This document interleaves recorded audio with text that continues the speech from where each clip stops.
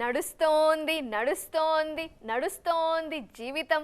ఈ meme గుర్తుందిగా, game చేంజర్కి ఇది బాగా సెట్ అవుతోంది. ఇప్పుడు ఈ చిత్ర షూటింగ్ గురించి ఎప్పుడు అడిగినా నడుస్తోంది అంటున్నారు.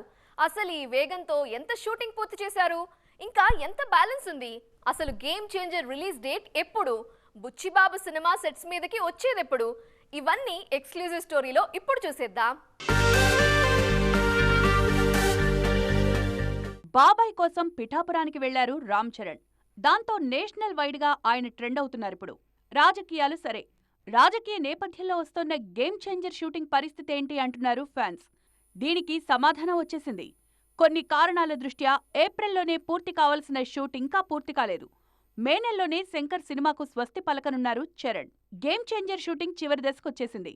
మే 12 నుంచి 10 రోజుల పాటు ఓ షెడ్యూల్ జరగనుంది. దాంతో షూట్ మొత్తం అయిపోతుంది. అక్టోబర్ 31న గేమ్ చేంజర్ రిలీజ్ ప్లాన్ చేస్తున్నారు దర్శక నిర్మాతలు. 4 రోజుల వీకెండ్ ఉండడంతో ఆ డేట్ వైపు ఆసక్తిగా చూస్తున్నారు మేకర్స్. జూన్ నుంచి పోస్ట్ ప్రొడక్షన్ కార్యక్రమాలు జరగనున్నాయి. జూన్ 2వ వారం నుంచి సాంగ్ షూట్తో బుచ్చిబాబు సినిమా మొదలు కానుందని తెలుస్తోంది. స్పోర్ట్స్ బ్యాక్డ్రాప్లో రానున్న ఈ చిత్రం కోసం స్పెషల్ ట్రైనింగ్ తీసుకుంటున్నారు చరణ్. ఇప్పటికే ఓ ట్రైనర్ కూడా వచ్చేశారు. 6 నెలల్లోనే ఈ చిత్ర షూటింగ్ పూర్తి చేయాలని చూస్తున్నారు బుచ్చిబాబు. ఇప్పటికే ప్రీ ప్రొడక్షన్ అంతా పక్కాగా చేసుకున్నారు దర్శక నిర్మాతలు.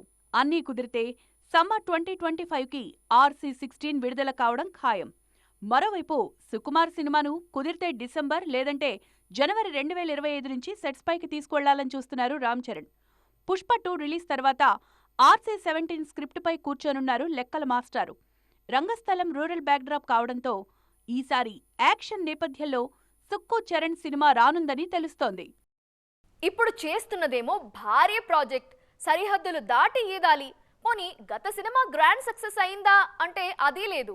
గతం తాలూకు ఫ్లాప్ నీడలు ప్రజెంట్ ప్రాజెక్టు మీద పడకుండా పాన్ ఇండియా రేంజ్లో పబ్లిసిటీ చేసుకుంటూ పర్ఫెక్ట్ హిట్ కొట్టాల్సిన కంపల్సరీ సిచ్యువేషన్లో ఉన్నారు కొందరు మేకర్స్. ఇంతకీ ఎవరు వారు, ఏంటి వాళ్ళు డీల్ చేస్తున్న ప్రాజెక్టులు?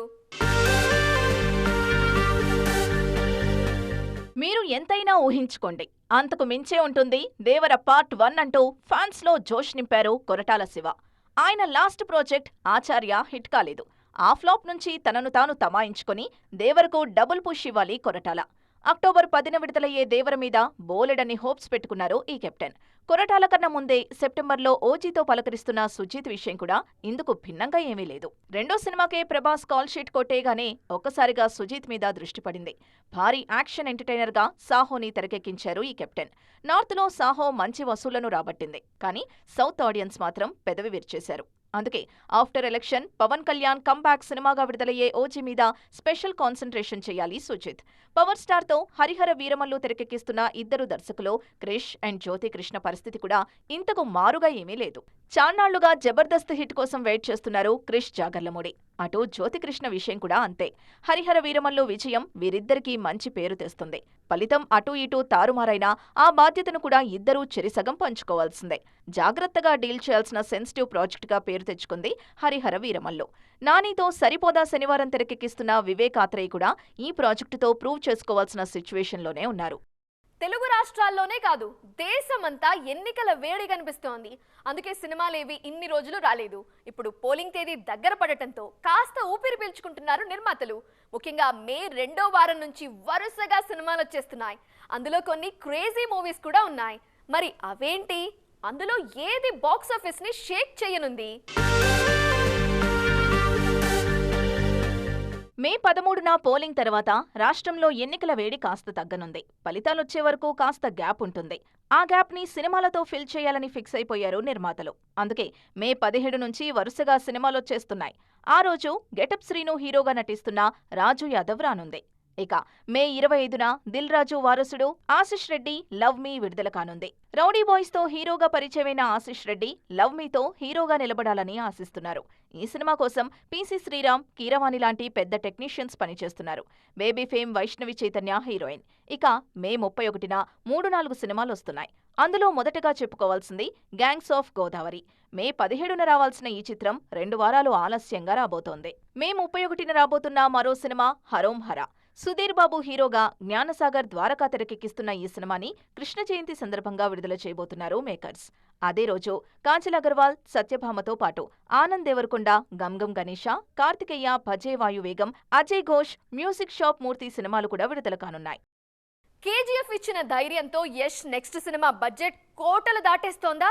కన్నడ సినిమా కనీసం ఊహల్లో కూడా లేని బడ్జెట్ ని టాక్సిక్ కోసం పెడుతున్నారా? కేవలం ఒక్క సినిమా అనుభవం ఉన్న దర్శకురాలుపై ఇంత బడ్జెట్ పెట్టడానికి కారణం ఏంటి? ప్రాజెక్టుపై అంత నమ్మకం ఏంటి? యష్ ఒక్కడే ఇంత భారం మోయగలరా? కేజీఎఫ్ అనే ఒక్క సినిమాతో కన్నడ సినిమా రేంజ్నే మార్చేశారు ప్రశాంత్ నీల్ అండ్ యష్.